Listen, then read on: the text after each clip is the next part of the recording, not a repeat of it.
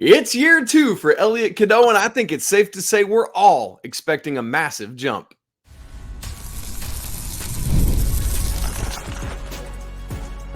You are Locked On Tar Heels, your daily podcast on the UNC Tar Heels. Part of the Locked On Podcast Network, your team every day.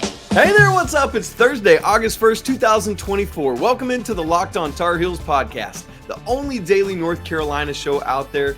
I'm your host, Isaac Shea, joined by our main man, Coach Pat Kilby, and you're joining us at the place to get your Tar Heels content every single day, part of the Locked On Podcast Network.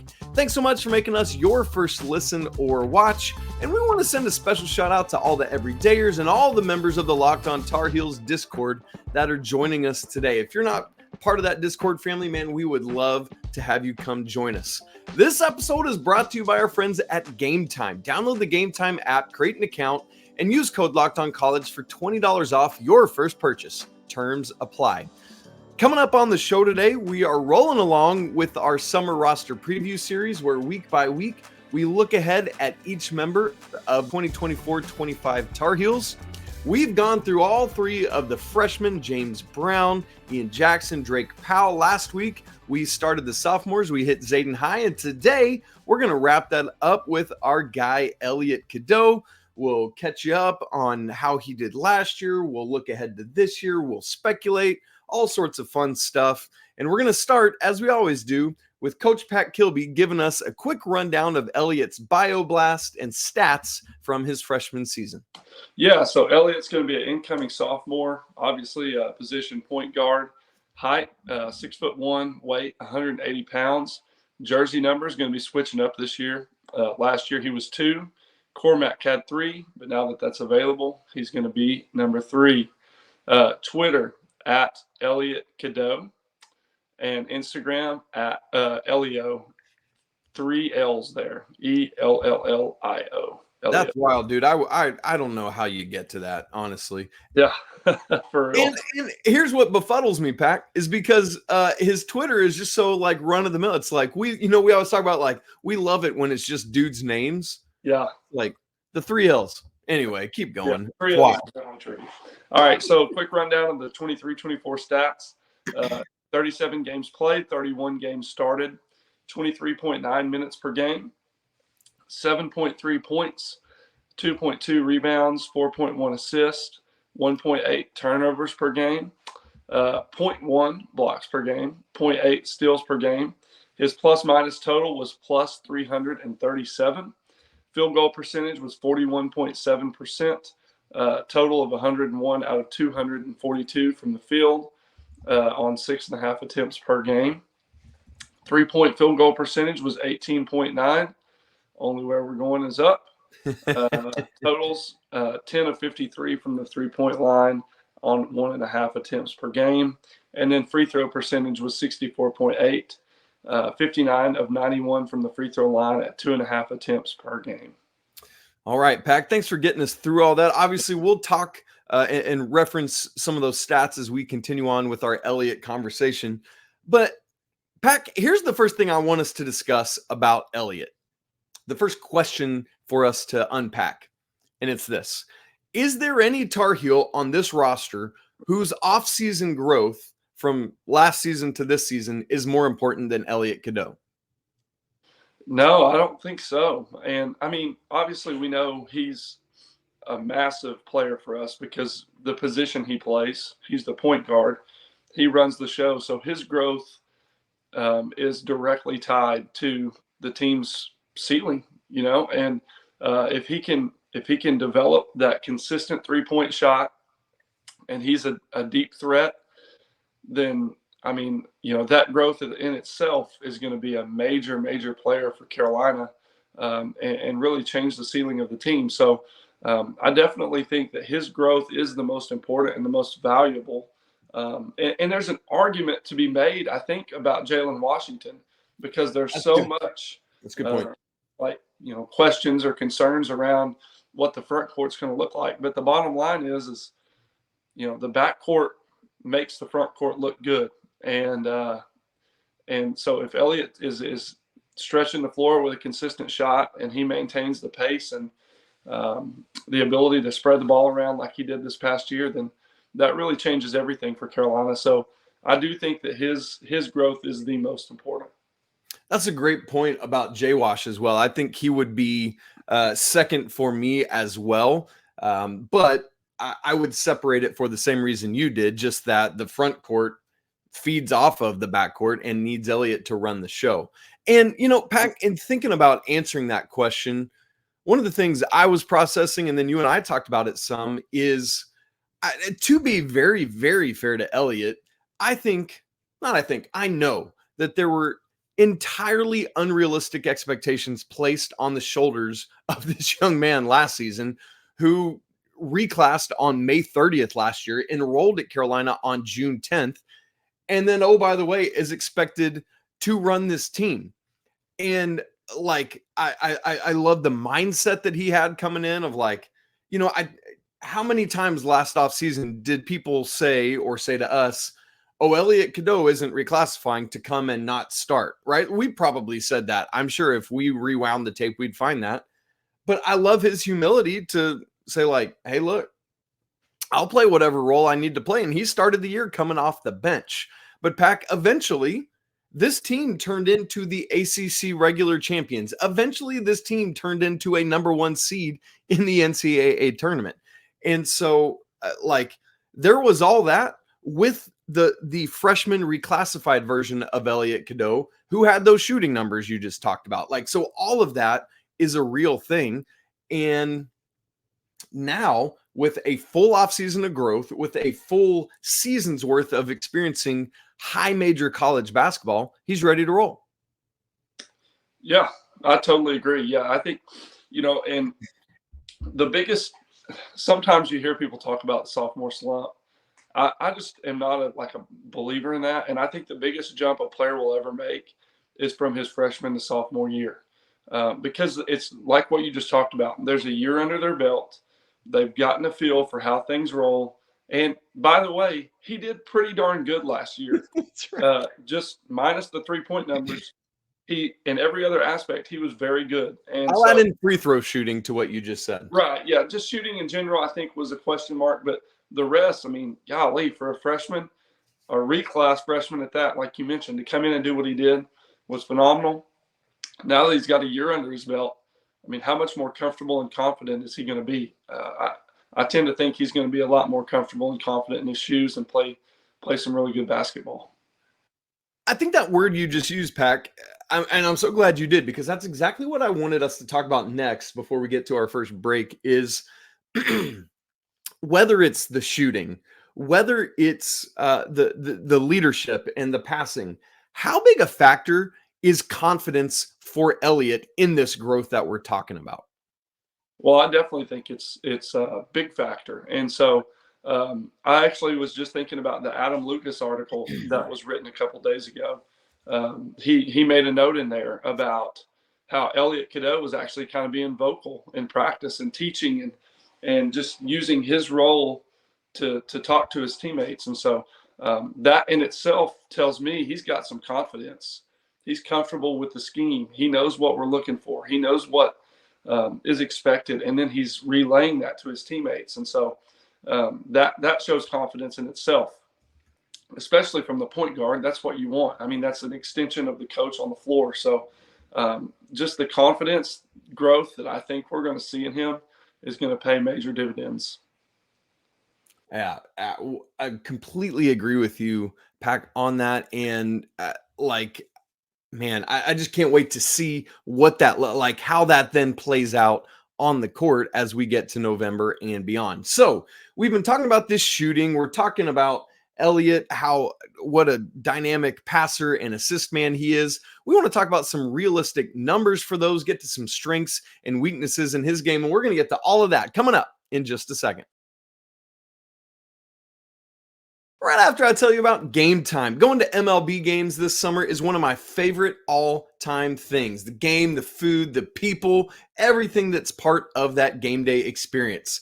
And thankfully, here's the good news. If you're wanting to get last-minute tickets, you don't have to sweat high prices that you would typically find, because GameTime is an authorized ticket marketplace of Major League Baseball. which makes getting tickets easier and faster. In fact, prices on the GameTime app, they actually go down the closer you get to first pitch. With killer last-minute deals, all-in prices, views from your seat, and their lowest price guarantee, GameTime takes the guesswork out of buying tickets. Pack up, now that we're into August, it is game month for the football team. That's so hard to believe. Coming up later this month, Carolina kicks off the season at Minnesota in the return from last year. I started looking at tickets in case anybody wants to head up there. Cheapest, you can get into the stadium for $36 in the upper corner. Maybe you want a better vantage point. Maybe you don't want to sit in the corner. Best deal I found, $73 each. Lower sideline, y'all. This is section here, specificity to it. Section 144, row 35. I think that's worth $73. Go do it.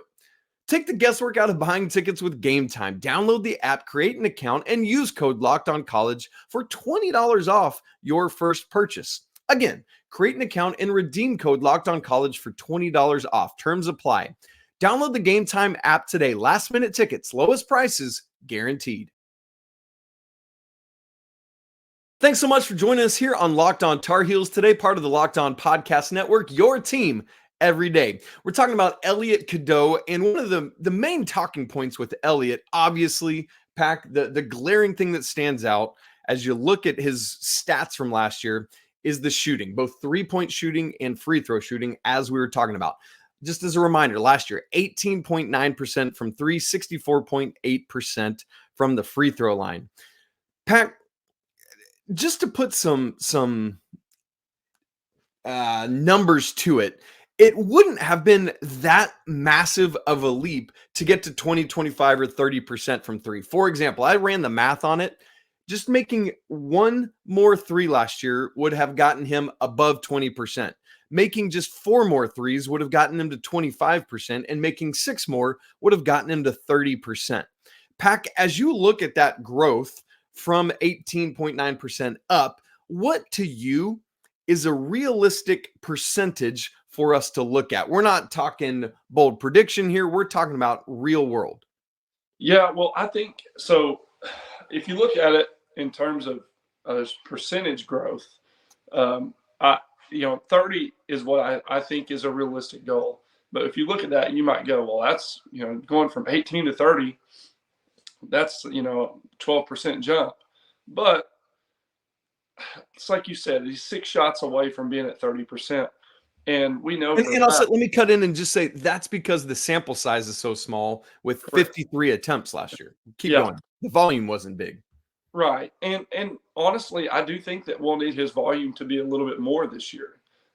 Just because, obviously there's Cade, Tyson, and we know RJ can shoot it, but there's no Harrison Ingram and Cormac Ryan on the roster either. So, and Ian, Seth, Drake, we don't know what their 3-point percentage is going to look like or how confident and consistent they're going to be. So Elliot will probably have an uptick in his attempts per game. But I still think it's reasonable to think that he can hit 30% from beyond the arc. And a big reason for that, I guess, and maybe I'm just overzealous with this, I don't know, you can tell me your thoughts, but I really think he's been working on it. And you can see that, from a distance, the way things have been going this summer and some of the things that we've been hearing from the Chapel Hill camp, it seems like his confidence really is there and that hard work is paying off.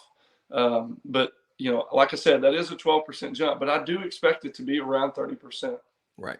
Yeah. And I think that's the thing when we think percentages, like a 12% jump for RJ at his volume would be a ton, but at a lower volume like this, it's not. Yeah, I'm with you, Pack. I think Carolina is going to need a higher volume from Elliot, even if just to keep defenses honest. Like if he went from 53 to 75 attempts this year, I think that would probably be about right for what we want to see. And yeah, hopefully it is going to translate to the game, because as I look at it, and I'm not as good a form evaluator as you are, so please tell me if you disagree, but there's nothing I see with Elliot's shooting form that tells me, oh, this is broke. Oh, there's something like it is good enough. Obviously there's some growth that can happen, but I think the mental fixes are bigger than the physical fixes with his shot.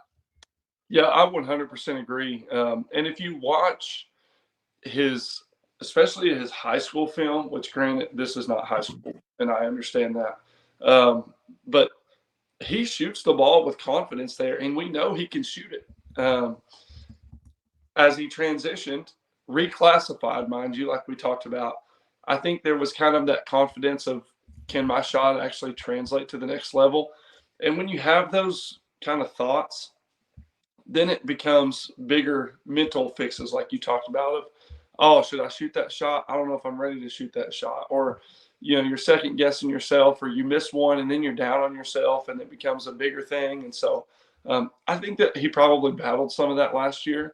But like we talked about, there's no bigger jump than from your freshman to sophomore year. You know what to expect, you know how to grow, you know how to get better, you know what's a good shot, when to take it and when to not take it. And so I think he's going to have grown in that area. And then the confidence of your mental confidence becomes better when your preparation is really good. And we know he's been prepping, and we know he's been working. And so confidence is bred through preparation. And so I can't help but think that his confidence is going to grow just from the work that he's been putting in. Yeah. Pack, the other thing that, part of what makes Elliot as dynamic as he is his ability to pass, his assists. Last year, he averaged 4.1 assists. And I think it's safe to say that we and a lot of other people thought it might be an even higher number, right? Like his freshman year assist average was lower than Marcus Page, then Ty Lawson, then Ray Felton, then Ed Cota, then Kendall Marshall, right? Like all 5 of those Tar Heels had higher freshman assist rates. What do you think we were overinflated on our expectations? What is Elliot just not where we thought he was? Like, where are you at with Elliot's assist numbers? Man, I'm totally fine with him. And here's the thing about it. First of all, none of those guys that you just mentioned were reclassifications. Second of all, this is a different system than what those guys played in. That's right. Those guys were playing the Roy Williams system with 2 bigs, and they were pounding it inside, and maybe that changed a little bit over time. Like Ty Lawson didn't do that as much as some of the other guards, but for the most part, it was a 2 big system. They were throwing it inside, and they were feeding off, getting assists off feeding big men. Where, not to say Cadeau didn't do that, but we're playing in a different day and age, and the system scheme is totally different. The other thing is, I don't know what the other guys' minutes look like, but, we got to remember Elliot did only play 23.9 minutes per game. So there's a large chunk of minutes left out there that I imagine his minutes will uptick a little bit this year. But I'm not necessarily concerned about that because what he did really well. He facilitated the fast break. And a lot of times what he would do is get the ball going downhill, and then he would pitch it ahead and let the rest of the guys take it from there. And that didn't always, end up as an assist for him, but it ended up being a great play because he was changing the pace of the game and getting us where we were supposed to be offensively. And so I don't read too much into it. I do expect that to go up this year, those assist numbers to go up some. But I think he did a phenomenal job given the minutes he played, the fact that he was a reclass and the scheme that we're playing. He did a really good job last year. That's great perspective on it, Pack. And I'll also add that he had no one last year with the athleticism of someone like Ian Jackson running and sprinting beside or ahead of him. So that factor plays into it as well. Pat, we need to keep our conversation going. We're going to conduct our Coach Davis end of season interview, make some bold predictions for Elliot, and we'll get to all of that coming up in just a second.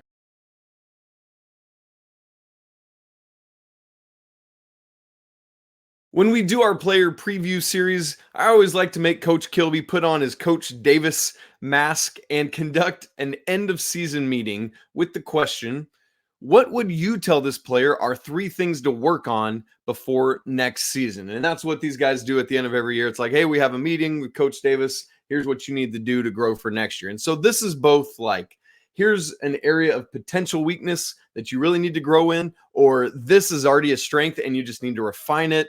or maybe it's the mental stuff we're talking about. So Pack, if you are Hubert Davis, what are those 3 things you would have told Elliot at the end of last year?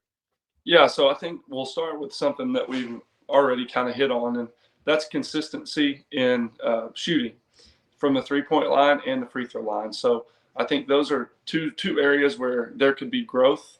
And like we talked about, that consistency is going to come from putting in the work, which is going to breed confidence as well.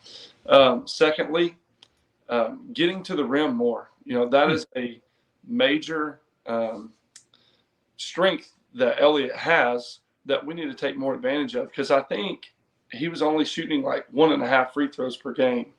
And, obviously if the work is being put in to bolster that free throw percentage, and we're getting more free throw attempts and getting to the rim more, then obviously he's going to have an opportunity to put more points up on the board and take advantage of his speed and the way that he does, kind of has that knack to get to the rim and finish. So need to find more opportunities for him to do that in the offense.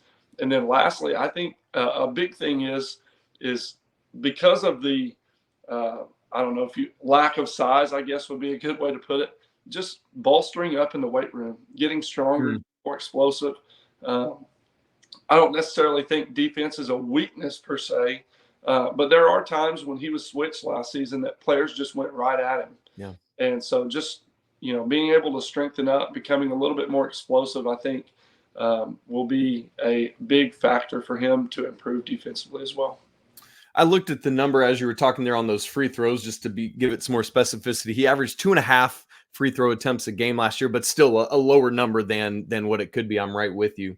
Pack, I think another thing I noticed quite a bit last year that I would add into it is the ability to finish more consistently with his left hand. That was something I harped on quite a bit with Elliot, is finishing with his right hand on the left side of the basket. And often that would lead to him getting blocked or, just not finding the shot as well as it could be. So I would put that on my list if I were making one.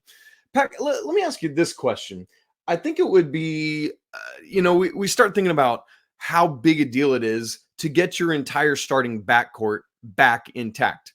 It's not been that long, though, since Carolina had that, because Caleb and RJ, we had a couple years of that, and some other backcourts that came back intact. But for Elliot and RJ specifically, who, again, didn't have a full offseason of prep before last year to get ready together, who RJ's coming off figuring out, who am I with Caleb and without Caleb and with this new point guard? How beneficial to this offense, to this backcourt's cohesion, do you think this offseason will be? Oh, well, it'll definitely be, massive. It's going to be important. And no offseason is the same, and so this year, I already know for sure, based on Adam Lucas's article, there's going to be changes and tweaks to the offense. And so now they're kind of getting to go through that together. It's like, when you have a really good quarterback and running back duo and they're just in sync and they know, how they're going to handle their RPOs and all these different things. Well, the same can be said about Elliot and RJ. There's going to be tweaks, there's going to be changes, but now it's kind of like having 2 quarterbacks back there, essentially guys with experience, with eyes on this, that know how to score. And, RJ obviously does, and Elliot knows where he wants people to be so he can get them the ball so they can score. And, they're just going to be looking at things through a different lens, and they've got that chemistry together. And obviously we know they play really well together. So naturally we could expect for them to take another step forward this year with that growth and like a full off season together. And it's what's really neat is kind of a new age backcourt is coming in behind them with Ian and Drake. So which Drake, I know not necessarily a 2, maybe some 3, but they're still able to mentor them and to be able to see how Elliot and RJ do things so that they can hopefully mimic that when they're on the court too. So, man, our backcourt has a chance to be phenomenal. And, oh, by the way, Seth Trimble, who I thought started showing some really good playmaking capability down the stretch, had some good assist to turnover ratio stuff. And so, man, lots of possibility there. Pack, as we look ahead to Elliot's both floor and ceiling, I get pretty excited because I know we lofted heavy expectations on him last year, probably too much. But this year, it's pretty wide open on what that ceiling could be for him and therefore the team. If you were starting with a floor, what would that be? Well, the thing about Elliot's floor is his floor is really high because, aside, if you take shooting and you stick it to the side, okay, everything else he does really pretty well. There's no area I look and go, wow, he's just hurting the team there. He's a great facilitator. He's great playing with pace. He sets the tempo for the offense. Super unselfish, great teammate. He celebrates his teammates' success all the time. Defensively, he's quick. He's able to ball pressure. I guess size limits him a little bit, but for the most part, I thought he did a really good job last year. Now, you take shooting, you add it to the mix, and you go, well, there's his floor right there when he's not hitting shots. But other than that, he really helps the team. And even like we talked about earlier, he was with the shooting deficit last year, he was still plus 300 something on the year. Like, the dude is super impactful on the court. So his floor is really good, really high. But then you take his ceiling, you look at that and you go, okay, now we're going to add the ability to shoot the ball to this. And it's like, man, his ceiling is really high, and he changes the level to which this team can play if he's shooting the ball consistently.